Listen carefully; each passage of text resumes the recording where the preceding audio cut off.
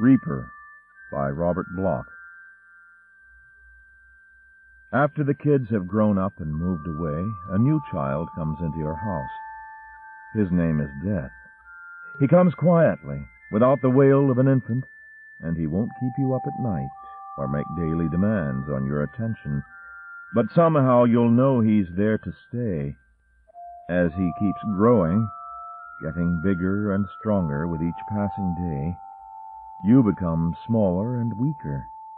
Sooner or later there'll be the inevitable confrontation, and when it comes, you're the one who'll have to go.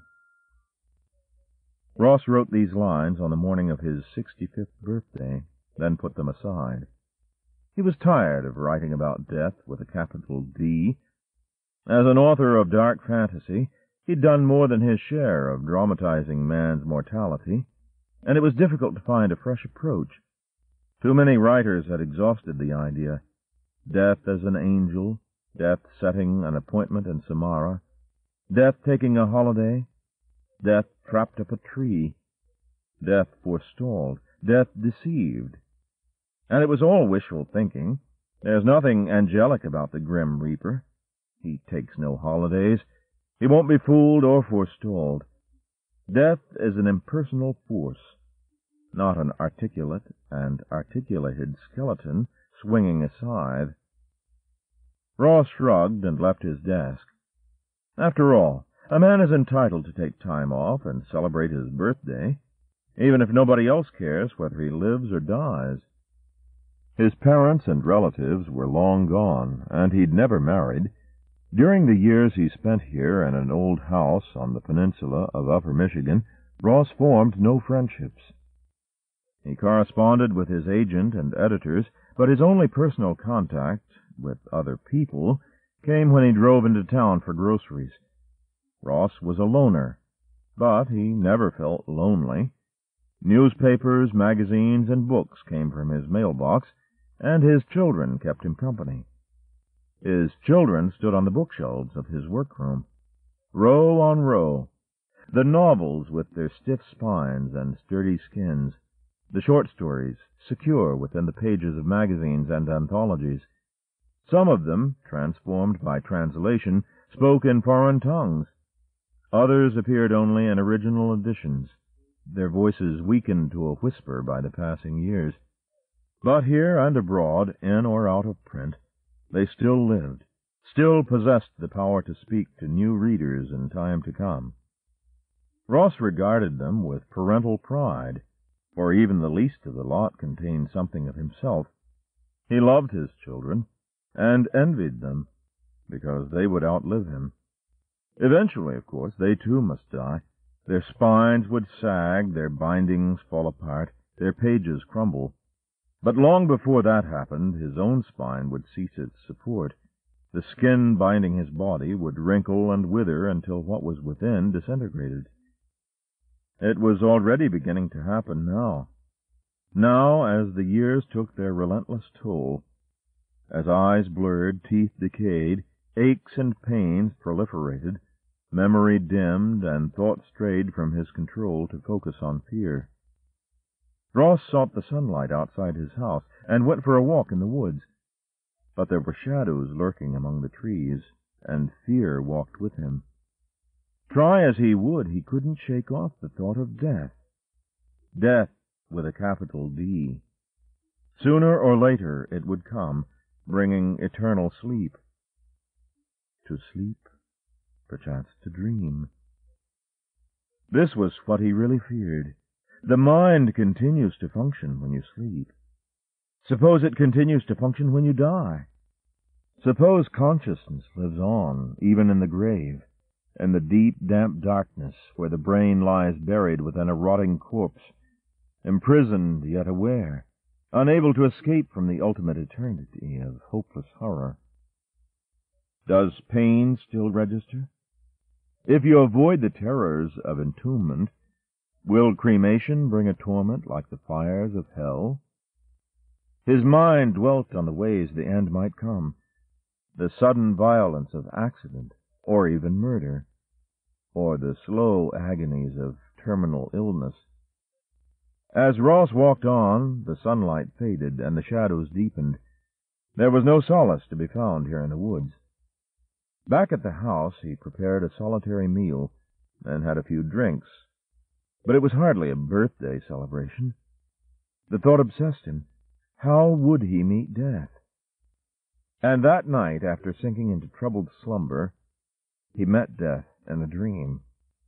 There he was, the king of terrors himself, a gleaming skeleton, standing at the foot of Ross's bed. The bony fingers dangling from his left wrist were curled around an old-fashioned hourglass. The fleshless talons below the right wrist grasped the handle of a scythe. Ross stared at the cruel curve of the scythe blade, the blade of the Grim Reaper. Death, he realized, was not a child. The apparition before him embodied all the attributes of legend, the skeletal symbol of tradition and the tarot. Ross also realized he was dreaming. Wrong. There was no sound, but Ross heard the word, even as he saw the movement of the jutting jaw. No. Ross was talking in his sleep. You can't be real. You're just a figment of my imagination. Death laughed soundlessly, but Ross heard him, heard the unspoken words that followed. What about those books and stories you've written? All of them are figments of your imagination, too, but they're real enough. They exist because you created them. I didn't create you, Ross murmured. That's because there was no need, said Death. Imagination possesses a power of its own, and the imagination of millions of men before you gave me semblance and substance. Believe me, I'm as real as you are, even more so since you will die and I'll go on forever. Once more the soundless chuckle came. Why are you here? Ross whispered. Death motioned with his scythe, and the sound of the swishing blade was audible enough. Your hour has come. Ross's head stirred on the pillow. But I don't want to die. Few men do, unless prompted by unbearable agony. Consider yourself lucky to be spared such suffering. Ross shuddered. Please, I beg of you. Beggars die, and so do kings. That's true democracy. Suddenly Ross became conscious of the creeping chill. His body was invaded by a numbing cold that turned blood into ice. No, he gasped. There's got to be some way. Slowly the skull nodded atop its bony perch. You want to make a bargain, I take it. Can that be possible? Ross murmured. Of course. Skeleton fingers stroked the scythe blade with a rattling sound. Once I walked the world with this weapon and wielded it upon each man, woman, or child at the appointed time. Death shifted the hourglass cradled against his rib-cage. But the world changed. Instead of a few thousands, there are millions of mortals, far too many to fall beneath a single scythe. At first I had help, famines and pestilence, epidemics of cholera, bubonic plague, a score of other fatal diseases. But medicine advanced, and the numbers of survivors grew again. For a while wars solved my problem. Genghis Khan, Attila, Tamerlane, and 100 others in the past. Men like Napoleon, Hitler, Stalin, gave me battles where 50,000 fell in a single day. I still have wars, even new drugs and bugs, but it's never enough. Not in this era of population explosion. That's why I'm prepared to make an offer. Ross scowled in sleep. I'm not a ruler or a general, just an ordinary man. I don't expect anything extraordinary, said the voice that was not a voice. But every little bit helps. What do you say to dealing with me on a one-to-one basis? 1 extra year of life for each death? Immortality? I don't promise that. You may grow weary and decide to end our bargain. Meanwhile, let's call it a stay of execution. The jawbone of the skull quivered in silent mirth. Again Ross frowned. But you're asking me to become a murderer. You've already committed murder many times in your mind, and described the deeds on paper. That's different. I couldn't actually kill another human being. Why not?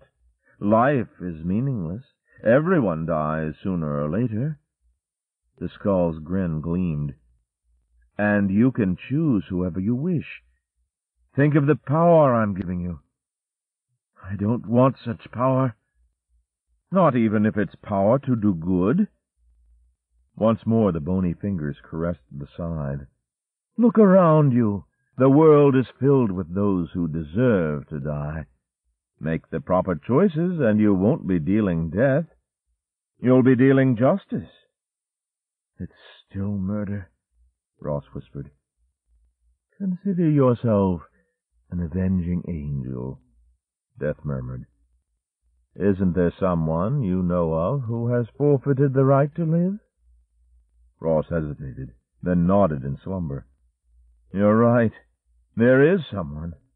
A man named Wade, the one who butchered all those women and got off with a life sentence, which means he'll be out again in a few years. I wouldn't mind killing a mass murderer. Sorry, Death told him. Wade happens to be one of my emissaries. We made a deal long ago, and he still has years to live, in or out of prison. Ross sighed. Then I'll settle for the people who permitted such a miscarriage of justice. His scumbag lawyer, the nitpicking judge, the stupid jury. The skull's grin seemed to broaden.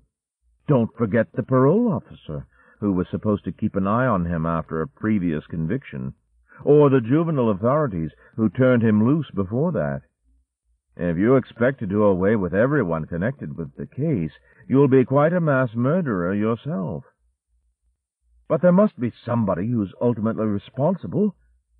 You decide. The power to slay or spare will be yours alone. I'll never force you to act if you don't want to. That's part of our contract. I still don't like the idea. Death swung his side. Do you like this better? He leaned forward over the foot of the bed. Think of what I'm offering. 1 whole year in return for 1 little life. Choose your own time, your own candidate, your own method. Suppose I get caught. You won't. Your whole career has been devoted to devising fictional fatalities, putting perfect crimes on paper. Use the same ingenuity in your own behalf, and there's no danger. The bony arm raised the scythe, and a blast of freezing air fanned Ross's face. So what will it be? Do or die? Ross stirred restlessly. And if I accept your offer, what then? Skeleton shoulders shrugged. Nothing. No contract signed in blood, no hocus-pocus, just a verbal agreement. 1 life, 1 year. Call it a birthday present.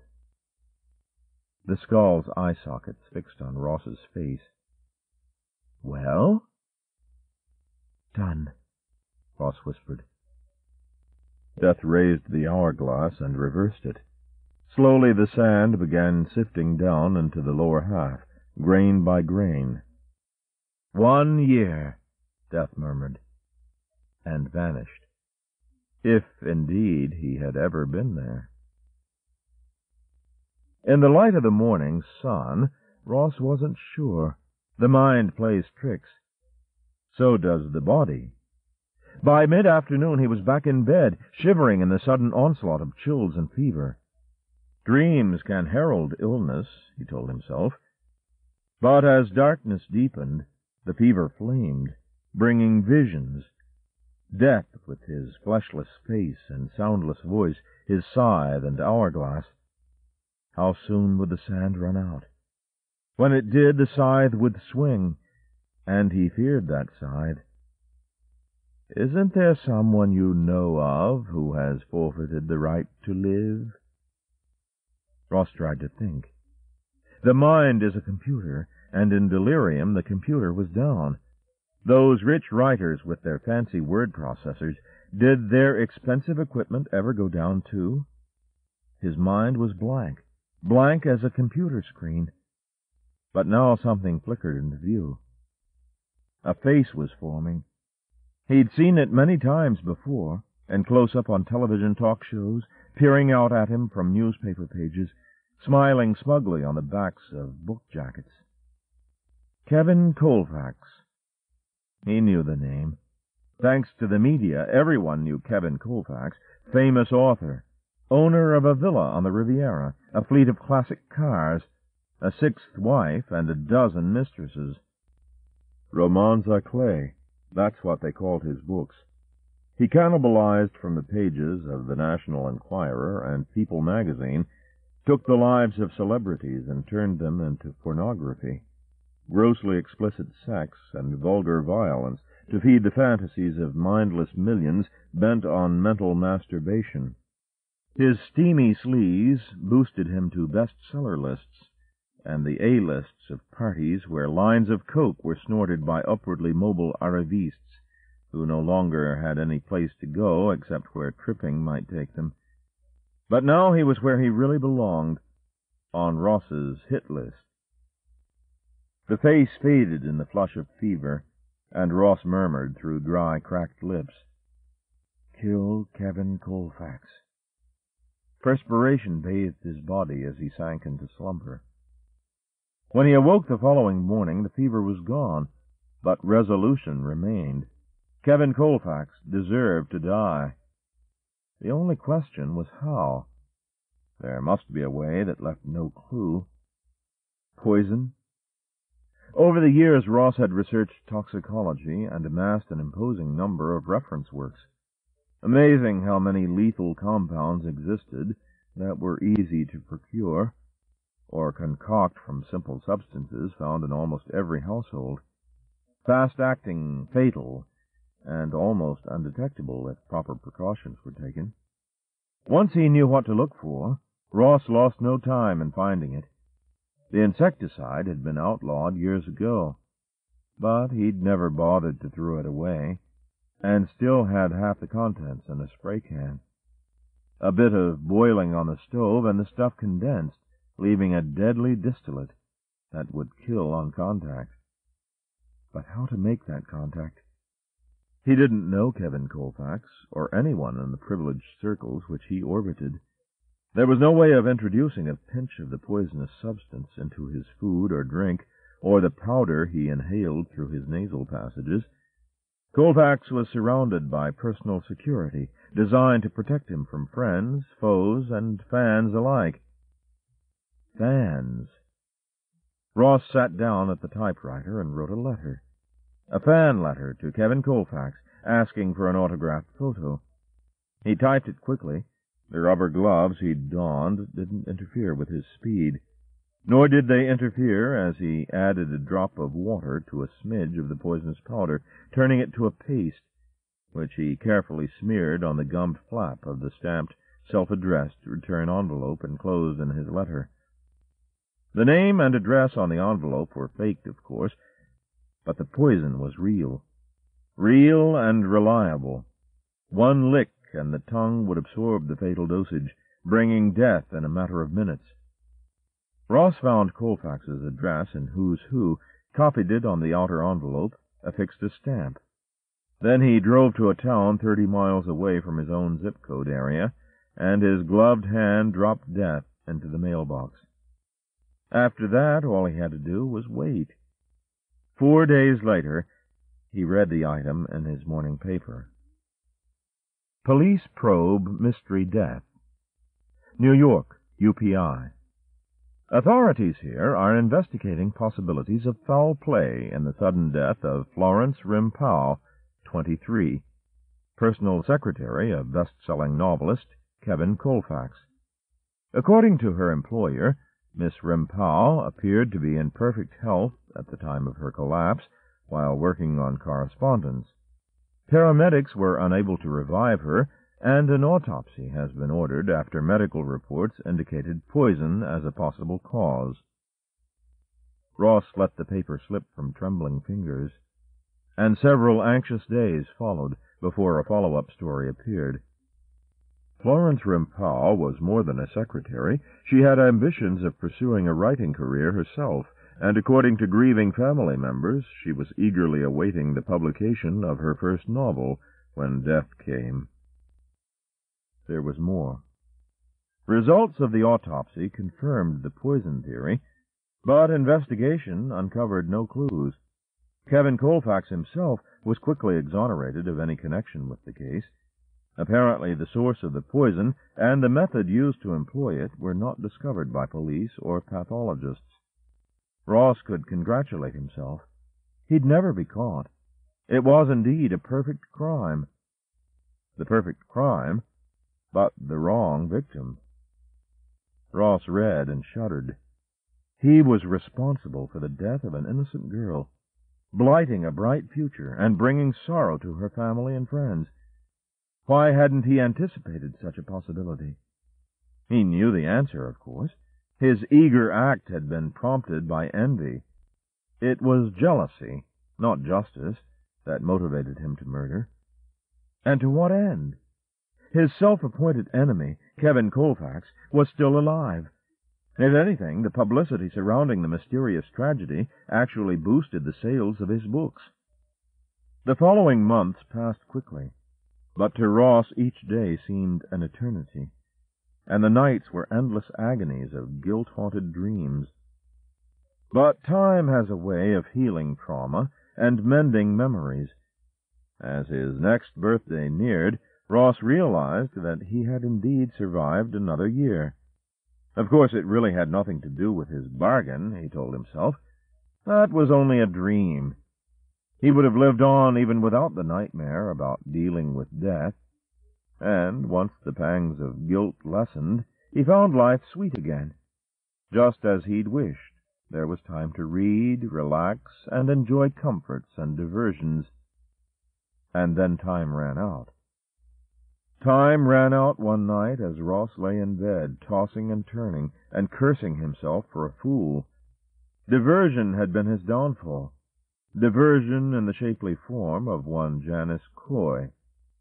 Coy, he reflected bitterly, was hardly an appropriate surname for the young lady he'd casually picked up a month ago during an impromptu visit to a bar in a town nearby.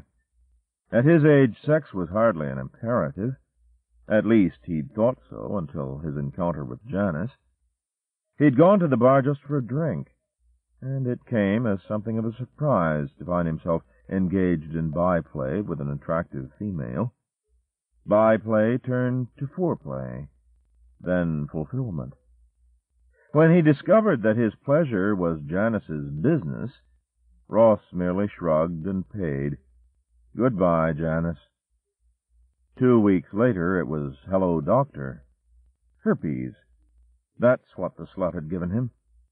Dirty little tramp. Now he was suffering, but the sores would heal. There would be periods of remission.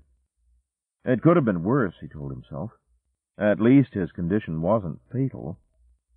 Only the scythe was fatal. The scythe, swinging in a silver arc through the darkness of his dreams. Death stood beside his bed. The scythe swung idly, but he knew its purpose. Death held up the hourglass, and Ross saw that the last grains of sand were dwindling down into the lower half. And now, as the sand descended, the scythe rose. Suddenly the darkened room was very cold. Death grinned. "No," Ross shook his head. "Not now. Give me another chance." Death's grin was fixed, but the scythe wavered. "You wish to renew our bargain?" The voice that was not a voice echoed in Ross's ears, and he nodded quickly. "Please." The grinning jaws moved. As I recall, you meant to kill someone who deserved to die, but it didn't turn out that way, did it? That was an accident, Ross quavered. I made a mistake. A mistake which you still regret? Death paused, and then the question came. Are you willing to take such a risk again? Trust me, Ross whispered.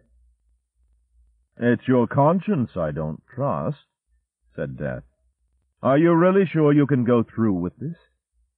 Ross stared at the emptying hourglass as the final grains fell.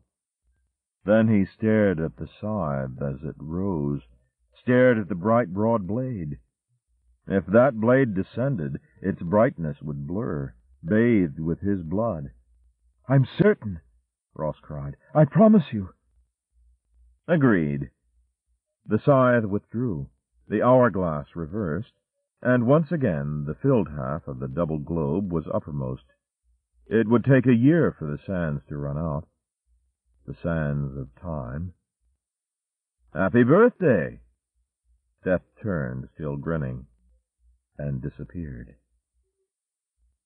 It proved to be a happy birthday for Ross after all, because this time he knew what he must do. This time he already had decided who deserved to die. Janice, the whore who'd infected him, who was still spreading disease among the innocent victims of her corrupt charms. Once again, it was merely a matter of method. Ross knew nothing of Janice, aside from his brief encounter, but in order to be successful, the hunter must first learn the nature of the beast. Only when familiar with its habits and habitat can he stalk his prey. So Ross hunted Janice out, hunted her down. Finding her at the bar again was no problem. To pretend to be pleased at his second meeting was more difficult, and carrying the encounter through to its lustful conclusion was almost impossible in view of what he knew. But Ross managed. To Janice, in the weeks that followed, Ross was just one of her regular tricks, an elderly John who made few demands on her professional skills and could always be counted on for a fast buck. Wham, bam, thank you, ma'am. She never realized he was a hunter studying his intended quarry, seeking a method to bring it down. Ross already knew he possessed the means to ensure a foolproof fatality. His poison would leave no clue. But how to use it? Janice's fans, if they could be called such, didn't write letters. It wasn't her autograph they were after.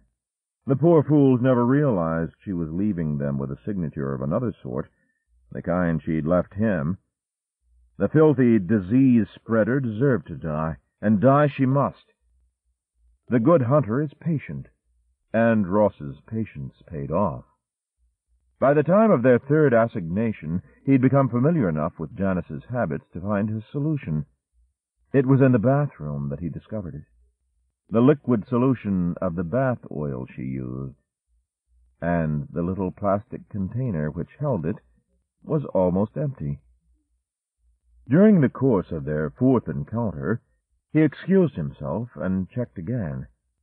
There was, he noted, just about enough oil left for one more loll in the tub. She'd probably bathe after he left, and neither she nor anyone else would detect the tiny amount of odorless, colorless liquid he added to it from the vial he carried. With any luck, the poison wouldn't take effect for a few minutes. By then she would have left the tub and prepared for bed. Of course, there was the problem of the bath oil container, which she'd probably empty and toss into the trash, but chances were that no one would notice.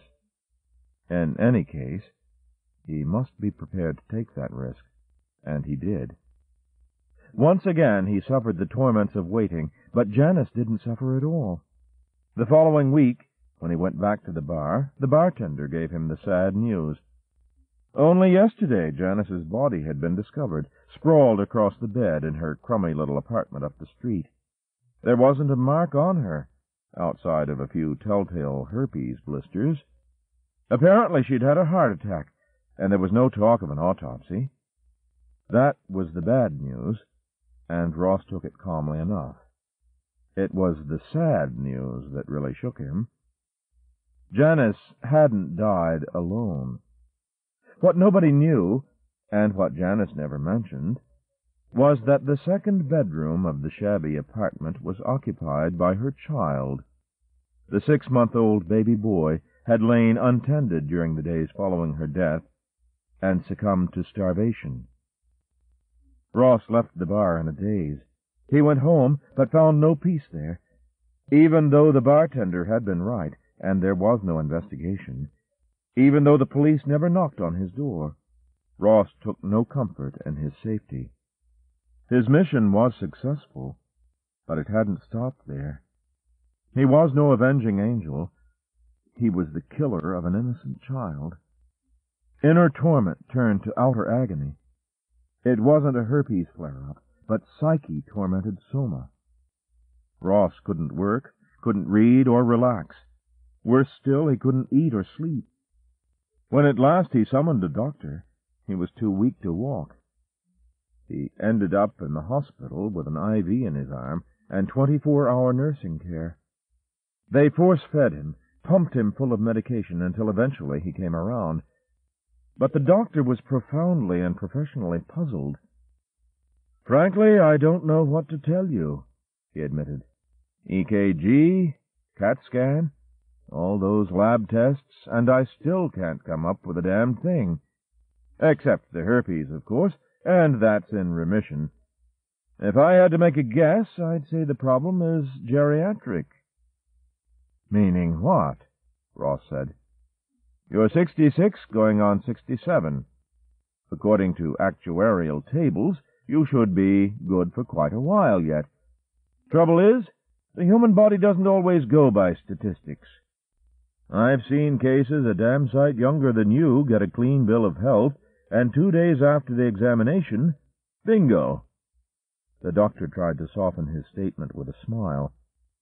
"I guess it all comes down to the old saying, when you gotta go, you gotta go." "But I don't feel old," Ross murmured. "Just weak." The doctor shrugged. "That will pass. Once you get your strength back, chances are you'll be okay. Your vital signs check out. But from now on, you'd better settle down and take things easy. I'm sending you home on a strict diet. No more alcohol, no smoking. Aside from that, the only thing I can tell you is to watch yourself." Ross watched himself when he got home, but he didn't like what he saw. Whether the result of his crime or the ravages of illness, the face staring back at him in the mirror was that of an old man. When you gotta go, you gotta go. If his appearance startled him, he was even more shocked by other physical changes. Although he gradually gained weight, he still hadn't the strength to cope with daily routine. Cooking and housekeeping chores drained him to a point where leisure pursuits became pointless. Running errands became a burden. Going up the stairs was like climbing Mount Everest. Ever rest? Not here, not any longer. When you gotta go. Finally, he went.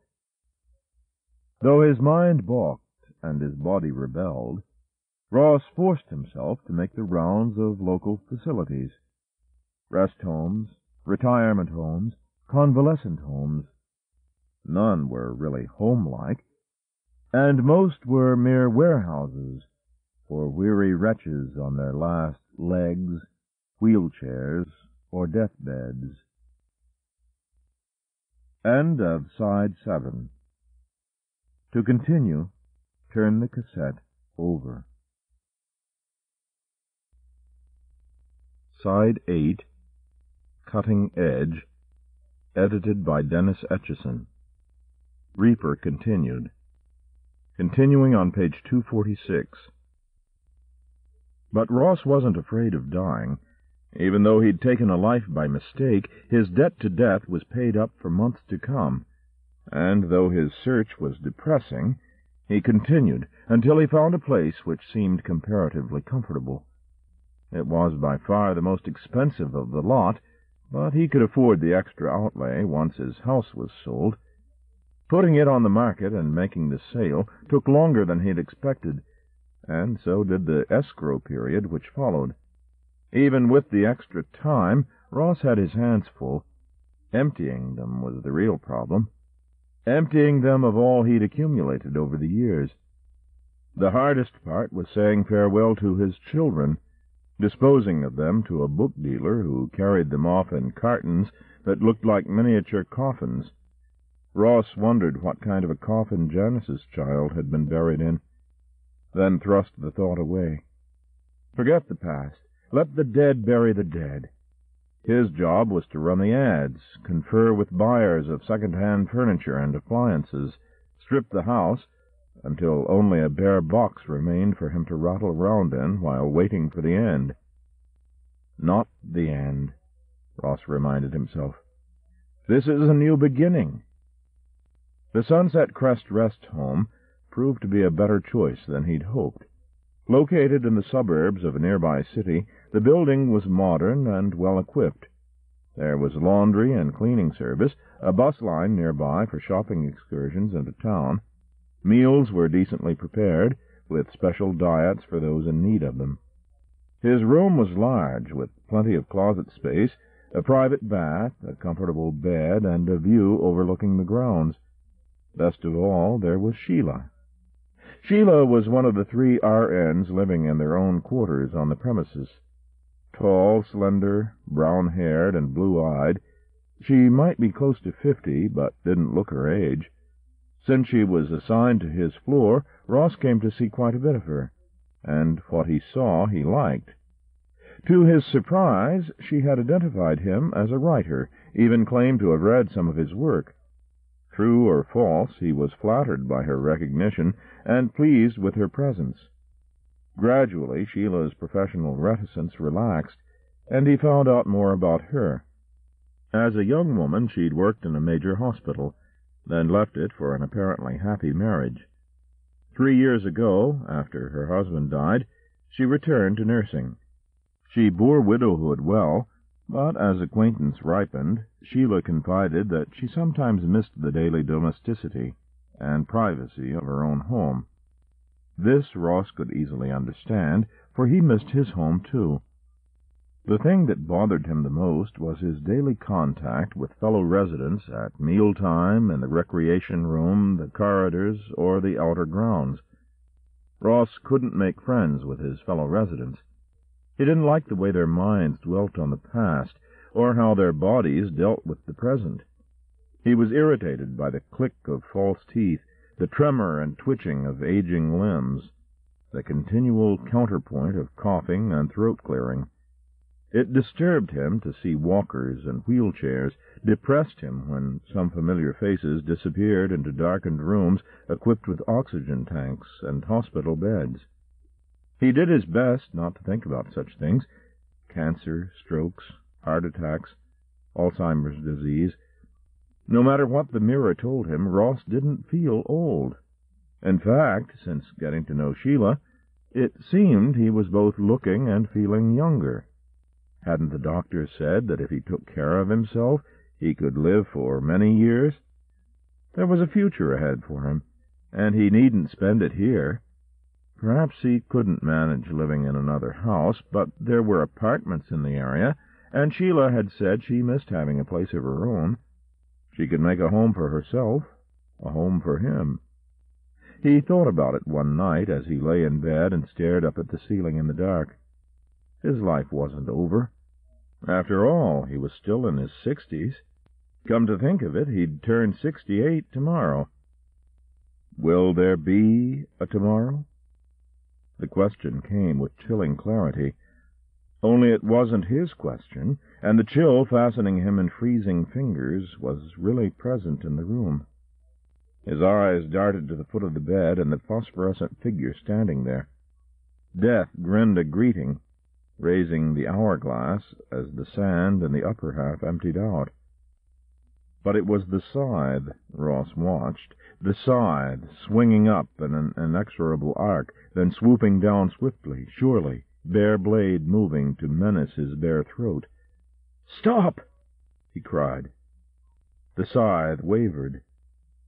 "Another year?" Death whispered. "Yes." Ross nodded eagerly. "Another year." But the scythe did not withdraw. It remained poised, sharp and shimmering, ready to complete its relentless swing. "You know the price," Death murmured. "I'll pay it. You can be sure of that." Can I? The scythe hung there, so close that even in shadow Ross could see the dark stains along its edges, the dried droplets encrusting the surface of the blade. Death fixed him in an eyeless stare. "How do you know? Have you already selected your next victim?" "Don't use that word. This time there'll be no mistake. No innocent will suffer." Death shrugged. "But who is innocent? All must die sooner or later." The scythe began to move forward again. "I can't trust you to be judge and jury any longer. There is only one law, a life for a life." The blade swung down. "Please," Ross gasped.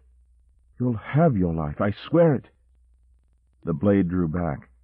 But Ross didn't stop trembling until Death's bony claw grasped the hourglass and turned it over again. "Quickly," Death muttered. "It must be done quickly." His voice was audible only to Ross's inner ear. Outwardly it was as soundless as the shifting sands. And now voice and vision blurred, fading into the depths of sudden slumber. That night Ross slept like the dead. But in the morning sunlight he was alive, basking in the bright promise of days to come. Death had vanished for another year, leaving only a faint phantasmal echo of a parting word. "Quickly." But how could he obey? Ross pondered the problem as he shaved and dressed. Memories of his previous errors returned and stayed with him as he fled to the outer grounds. Sitting in the garden, he stared out at the street beyond, filled with a yearning to be a part of the life there once again. A car sped by, its driver oblivious to his presence.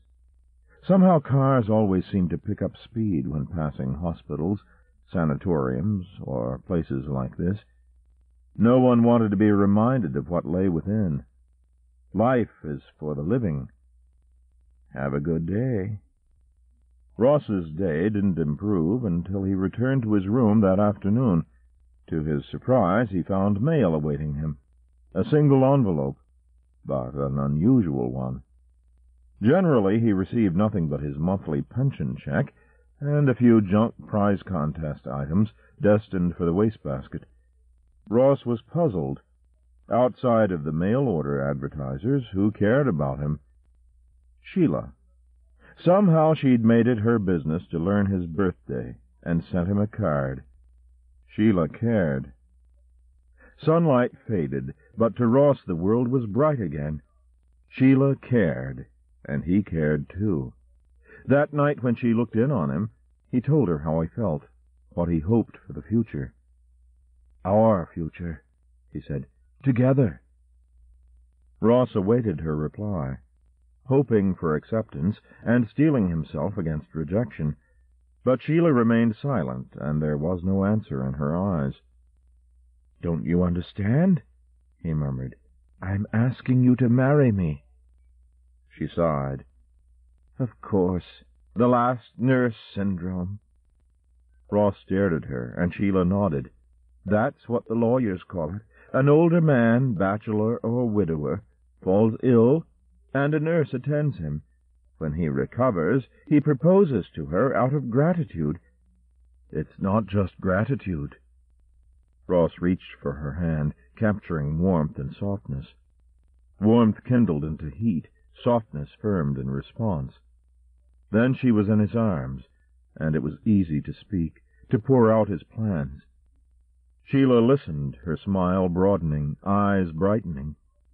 "Not so fast," she said. "It sounds wonderful, really it does, but you've got to give me a chance to think. We can't walk out of here tomorrow, you know. We must be practical. Make sure there's enough for us to live on. Find an apartment, furnish it. There's 1,000,001 things to take care of, and I'd have to give notice. Then do it, Ross said. Now, quickly. When at last she left him, his glow remained, dimmed only by a single shadow. Or was it an echo again? Quickly. Death's word. It must be done quickly. That night he forced himself to consider the meaning behind the phrase, to think about the unthinkable. And for the first time since his arrival here, he sought his suitcase in the closet. To all appearances it was unpacked and empty. Only he knew about the little pouch concealed in a zippered pocket at its base. Inside the pouch was the tiny glass vial, and in the vial was the final potion of poison.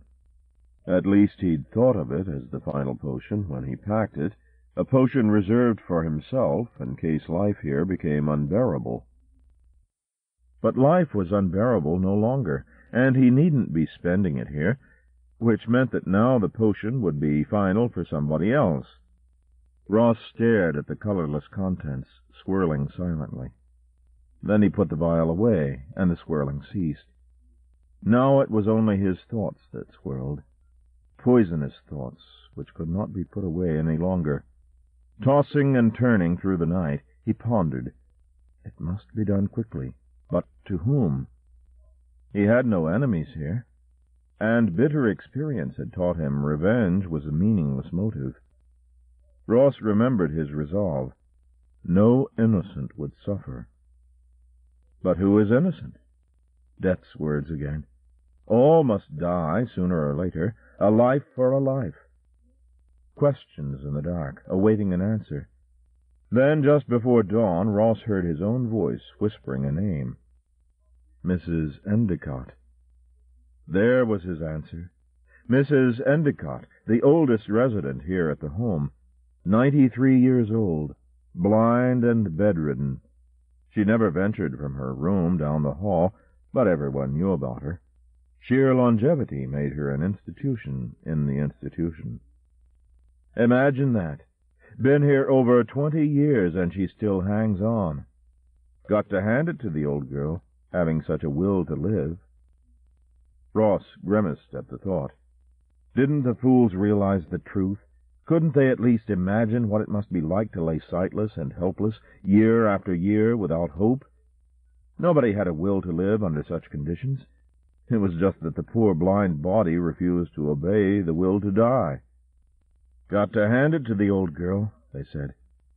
Well, he would hand it to her. Hand her the release she longed for. It wouldn't be murder. This was euthanasia, an act of mercy. Ross rose on Saturday morning, strangely refreshed, despite his lack of sleep. Now he knew what to do. Better still, he knew he wanted to do it. The rest was just a matter of ways and means. This was Sheila's day off, which made things even easier. She stopped by his room before leaving and told him she was going into town to consult with some rental agencies. Don't worry, I'm going to stick to it until I find the right place for us. In case I get back late, I'll see you first thing in the morning. Oh, darling, I'm so excited. Her smile and embrace told him even more than her words, and Ross rejoiced as she went on her way. As for him, he went to work. He asked questions, careful, casual, unobtrusive questions. Mrs. Endicott's room was 409, halfway down the corridor to the left on this floor. Meals were brought to her at regular serving times. Staff members looked in at intervals during the day. At 9 the lights went off. Not that it made any difference to the poor old lady. Bed checks came at 3-hour intervals during the night, routine inspections by whoever was on floor duty at the opposite end of the hall. Tonight the orderly in charge was Bill Hawthorne, a nice enough young man, but a bit on the lazy side. He tended to spend much of his time at the desk reading comic books between his appointed rounds. So much the better for all concerned, Ross thought. Be patient, Mrs. Endicott. Help is on the way. It was he who had to be patient as the day dragged on. By evening he was really uptight. Sheila hadn't returned, and the final hours seemed endless. The first bed check came at midnight. When Hawthorne looked in on him, Ross was under the covers, apparently fast asleep. But moments later, after Hawthorne closed the door, Ross rose and groped his way through darkness to the closet. Once he procured the vial, he carried it back to bed and waited. In half an hour, Bill Hawthorne would be back at his desk in the alcove at the far end of the hall. From there, the orderly had no view of the corridor itself, and only sounds would summon him forth to investigate their source. But there would be no sounds. Ross's door swung open silently at 12:30. Ross's footsteps were noiseless as he started off slowly to the left. Hawthorne couldn't hear the pounding of his heart. Quietly he made his way to room 409. Quietly he opened the door. Quietly he entered, closed the door behind him, then tiptoed to the bed. At first he saw only a blurred outline of the form nestled beneath the blankets. Gradually his eyes grew accustomed to the deep darkness. The room was cold, smelling faintly of disinfectant, mingled with a sour scent, the odor of age. It emanated from the half-open mouth of the old woman as Ross gazed down at the wrinkled ruin of her face, the white wisps of hair which framed it. She wasn't sleeping, for the blind eyes were open in a sightless stare. In a way, the milky whiteness of the cataracts covering her pupils confirmed his conclusions. Surely there was someone who would welcome the promise of relief, even though she'd never know how it came. Ross knew what to do now. He would identify himself as Dr. Morgan, the new resident physician, come to bring her a sedative. All he need do was to pour the contents of the vial into the half-filled water glass on the nightstand, and help guide it to her shriveled lips. Softly he spoke. "Mrs. Endicott?"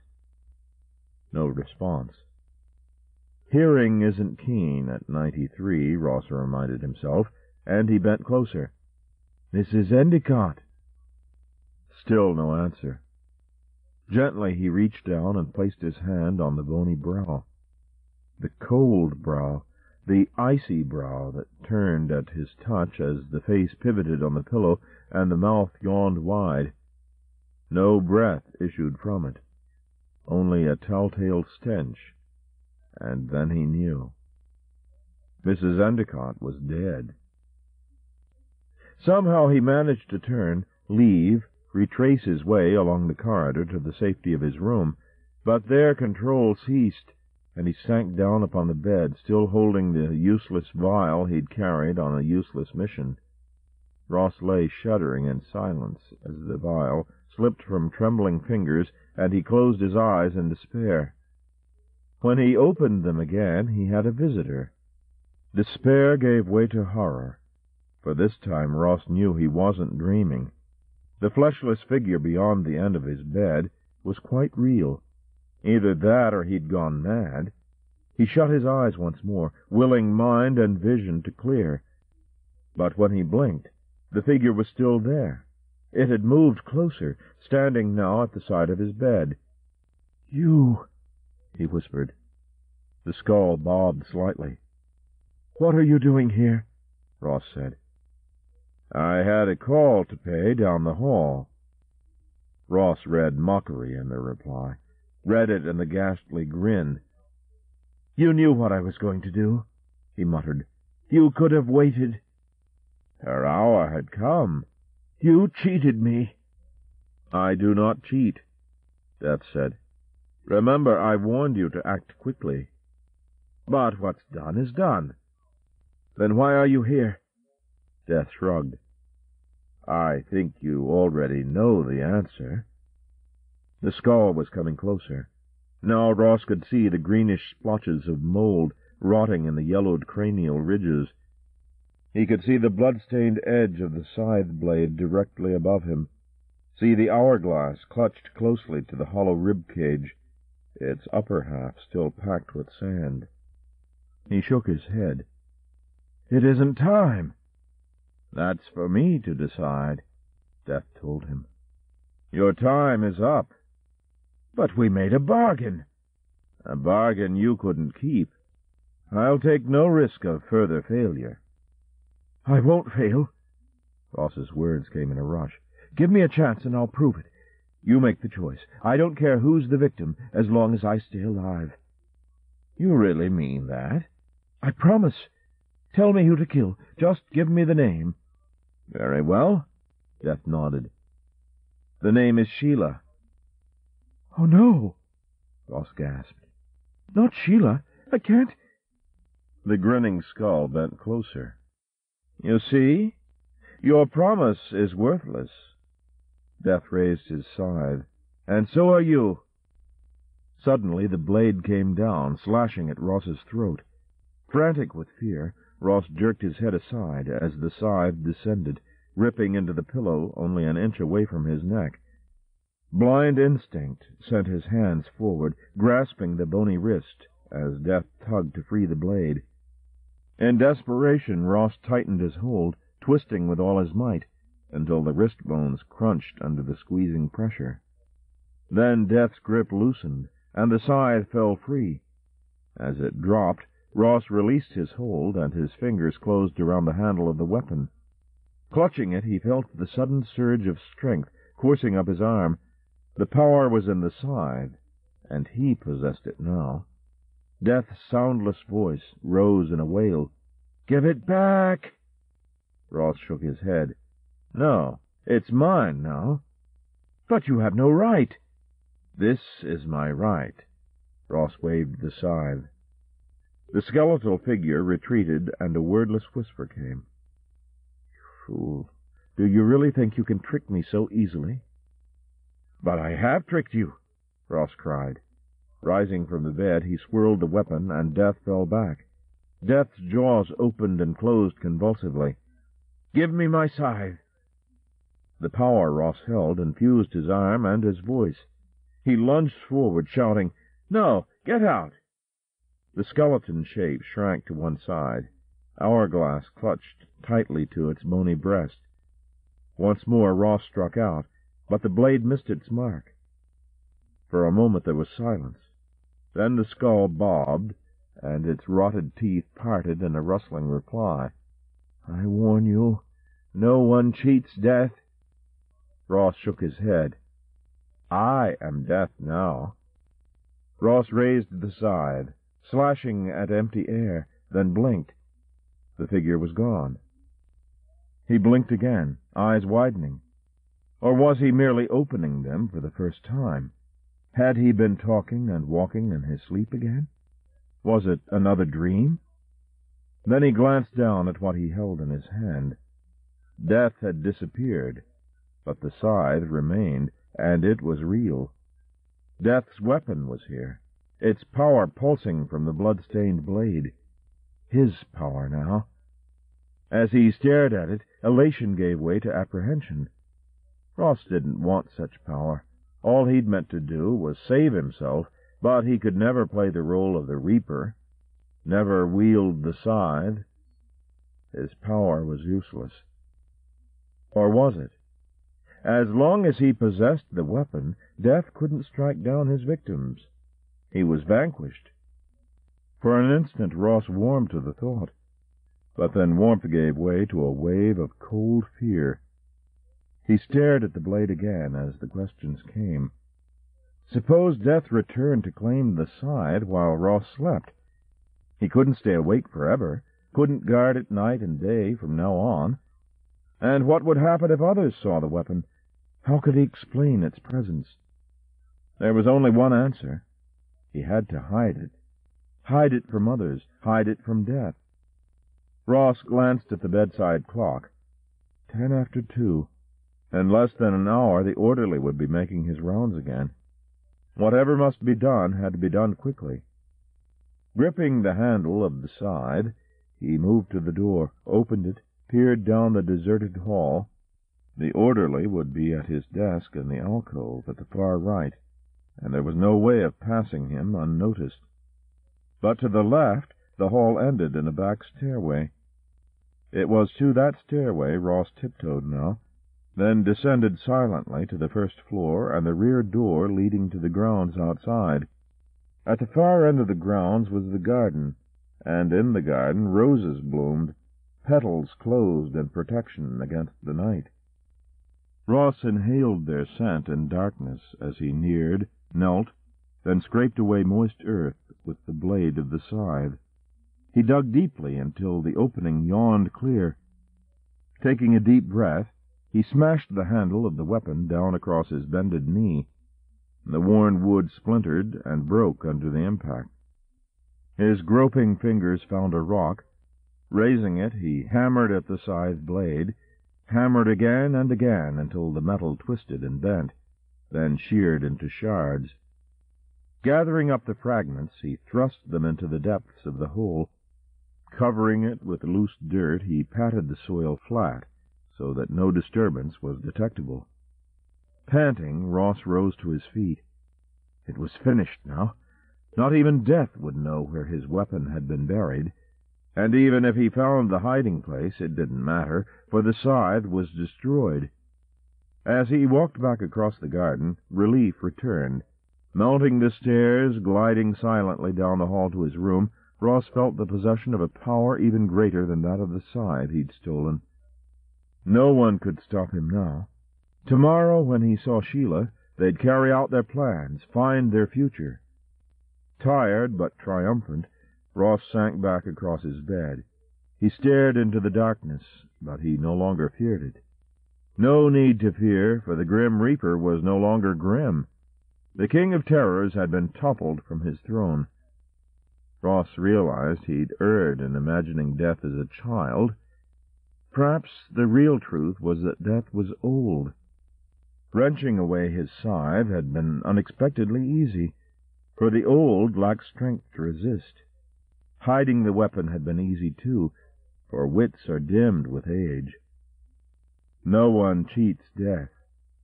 Ross smiled at the memory of the threat, for it was feeble, too.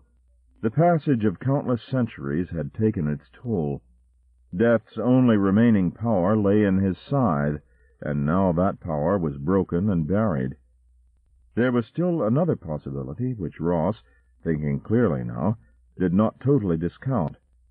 Perhaps his vision of death had been a dream after all, a recurrent dream, born of vivid imagination.